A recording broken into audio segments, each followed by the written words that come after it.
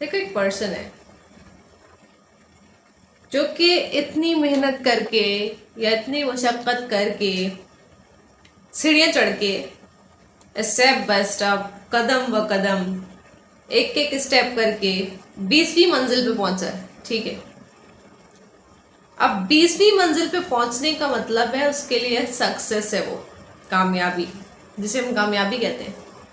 अब वो जो शख्स है वो 20वीं मंजिल पे स्टेप बाय स्टेप गया है, आराम आराम से, ठहर ठहर के, रुक रुक के, कभी गिरा भी होगा, थका भी होगा, कभी सांस भी ली होगी कहीं बैठ के, कहीं पड़ाव भी किया होगा। उसने स्टेप बाय स्टेप ये कदम रखे और वहां तक पहुंचा है वो। अब ऐसा शख्स भी है जो कि लिफ्ट से गया है। लिफ्ट में जाना आसान हुआ या स्टेप बाय स्टेप जाना आसान हुआ? स्टेप बाय स्टेप चढ़ने वाला जो है, अब अगर नीचे गिर भी जाता है तो इतना बड़ा कोई मसला नहीं है, इतना खास कोई मसला नहीं है। क्यों? क्योंकि उसने वो कदम चढ़ चढ़ के इतना सीख लिया है कि ऊपर चढ़ना कैसे।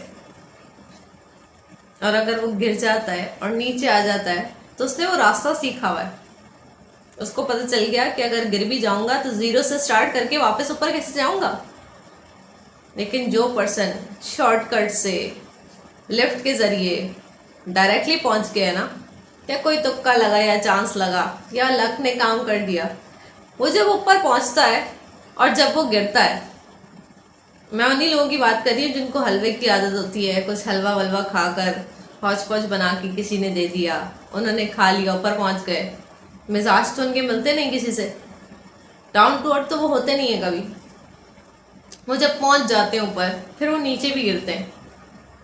अब जब वापस नीचे आते हैं तो फिर उनको वापस ऊपर चढ़ने का रास्ता नहीं पता होता कि कैसे ऊपर जाना है।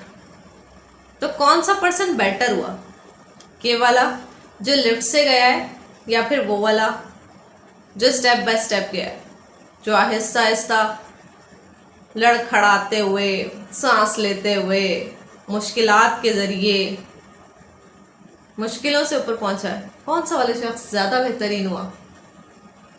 मेरा ख्याल है कि जिसने ऊपर चढ़ने का रास्ता सीख लिया है मुशक्क़तों से, मेहनतों से, अज़म के साथ, मेरे ख्याल में तो वो बेहतरीन है।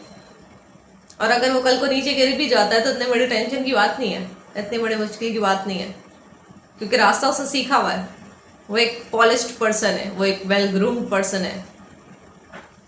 तो इंसान को ऐसी पर्सनालिटी बनना चाहिए और ऐसे ही रास्ते चूज़ करना चाहिए जो स्टेप बाय स्टेप हो और मुश्किलात के ज़रिए हो।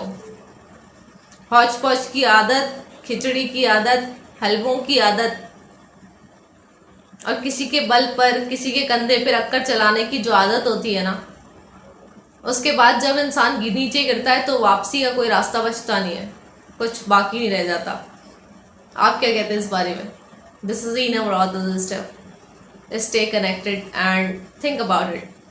आपको कौन सा रास्ता ज़्यादा बेटर लग रहा है, लेफ्ट वाला या स्टेयर्स वाला, स्टेप बाय स्टेप वाला?